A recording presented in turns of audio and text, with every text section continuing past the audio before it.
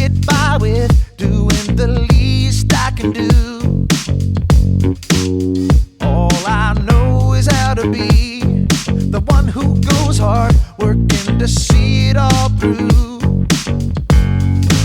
I'm not gonna wait around, these feet are gonna hit the ground. Do it with all of my heart. I'm gonna do whatever it takes to make it happen. Whatever it takes, I'm gonna give it my all. Eliminate all distractions. Every day, no matter the stakes, I'm gonna do whatever it takes to make it happen. Whatever it takes, I'm gonna give it my all. Eliminate all distractions. Every day, no matter the stakes, whatever it takes. Oh yeah, whatever it takes. I don't know how it feels to only put in half of the effort I can give.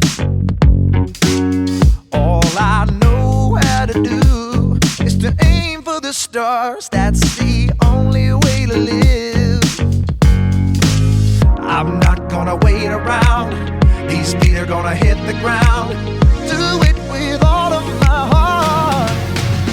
I'm gonna do whatever it takes to make it happen. Whatever it takes, I'm gonna give it my all. Eliminate all distractions. Every day, no matter the stakes, I'm gonna do whatever it takes to make it happen. Whatever it takes, I'm gonna give it my all. Eliminate all distractions. Every day, no matter the stakes, whatever it takes.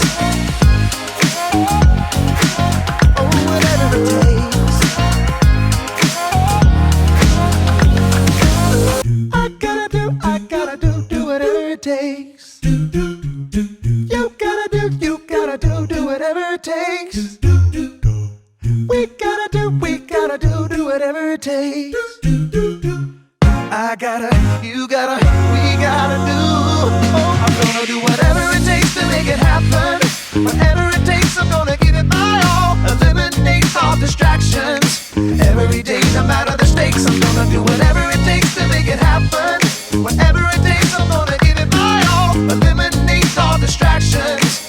Every day, no matter the stakes, whatever it takes.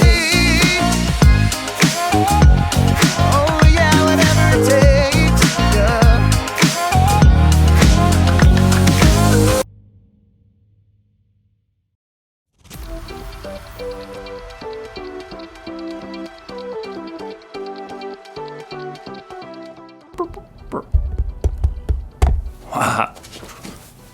Hey everybody, it's me, Jacob, and I may not be a real astronaut, but I still know a lot about initiative. Initiative is seeing what needs to be done and doing it. So, it's doing what needs to be done, yes, but first you have to see what needs to be done. You have to look for the needs around you. They know all about this in space travel. Let's say, for instance, they decide to go from the Earth to the moon. They don't just get in their rockets, strap themselves in, and take off. No. Hey phone, how do I get to the moon? No. They spend months, even years, planning for every trip. They prepare for things that might go wrong and have backup plans in place to help protect them. They look out for things that might get in their way, like other aircrafts or satellites. Oh, look out for that asteroid! Oh, that was a close one. They decide before they even start the trip exactly where they're gonna go and how they're gonna get there. They know Oh man, I ruined the moon! That was not part of the plan. But good thing, I had a backup plan. This moon is much sturdier. In today's story, we'll hear more about Nehemiah, who had a plan to make the city of Jerusalem stronger. And there was more to that plan than just rebuilding the wall. Nehemiah could have used a smartphone. Knock knock, who's there? It's phone. Hey, phone, question. How do I make Jerusalem stronger? Or maybe not. I'll see you in a few. The Bible. It's 66 books of history, stories, letters, and poetry that fit together to form God's one big story. the epic adventure of how he created us and loves us so much that he made a way to rescue us. As we travel through the Bible, from Genesis to Revelation, we discover people who met God and found their lives changed forever. Now, for an amazing story, inspired by the book of Nehemiah, chapter 5, verses 1 through 12. Nehemiah had traveled all the way from the king's palace of Persia to the broken down city of Jerusalem. And there, with God's help, he rallied all the Jews living there to begin the epic job of rebuilding that city's walls. Who's with me? I say, let's start rebuilding. At first, the work went well. Each family or group took a different part of the wall to work on. We're making record time. Nehemiah and the people even managed to ignore taunts and threats from neighboring nations who did not want to see that wall rebuilt. If a fox climbs on that pathetic thing, it'll fall right down. The God of heaven will give us success. So it seemed like nothing was going to stop this big project until new trouble showed up. From inside the walls, a group of Jews in ragged cloaks came to look for Nehemiah where he was working on the wall. There's not enough food for everyone. We're being forced to sell our fields and vineyards just to buy grain. There's hardly enough to keep us alive. The king's taxes are high. We have to borrow money, but then we can't even pay the high interest. Interest was extra money the people had to pay back. It was so high they could hardly keep any of the money they made. Who's making you do this?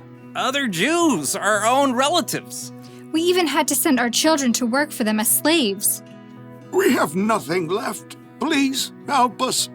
This is not right. It's not right at all.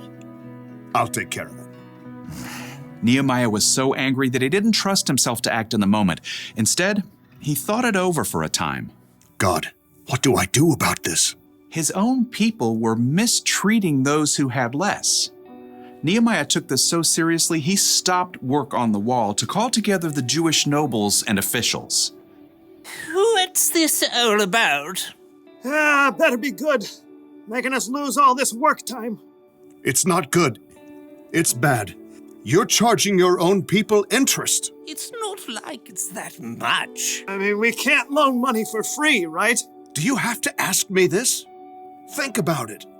Many Jewish people were sold as slaves to other nations, and we had to buy them back and bring them home. Now, you're charging so much interest, they are forced to become slaves again. Oh. No one could argue with Nehemiah. They listened quietly to his next words. What you're doing is not right. We have to show respect for God. Look, I am lending money and grain to the people who need it, and so are my relatives, but we aren't charging any interest. So, what should we do now? If you've taken anything in payment, give it back. Fields, vineyards, olive groves, houses, give it all back. Even the interest that you've charged, do it now. God moved in the hearts of the people because instead of arguing, they agreed. We'll give it back. We won't make them give us anything else. We'll do just as you say. Very good. Nehemiah sent for the priests so that the nobles and officials could make this promise before God. You must keep this promise, or God will deal with you. Amen. Immediately, the officials did as they said. Here are the papers. The vineyard is yours again. Oh, thank you. I've been working years to get it ready for a good harvest. I took too much. This is yours. This means my son can come home now. So once the nobles and officials made everything right, work on the wall began again, faster and stronger than before, now that everyone had what they needed. And Nehemiah continued to show his people how to treat each other, even though King Artaxerxes had appointed him governor. You know, all the other governors made the people pay them silver and give them lots of food and stuff, even land. That's too heavy a load to put on the people. Instead, Nehemiah dedicated himself to working on the wall. In fact, he even invited 150 people to eat food at his own table. Throughout his life, he always looked for ways to treat people fairly and make things right.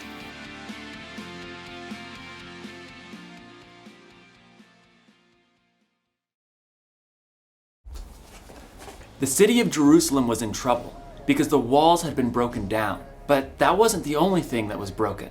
Nehemiah looked and saw that some of his people were being treated unfairly because they were poor, and he did something about it. He stood up for them and worked to make things more fair.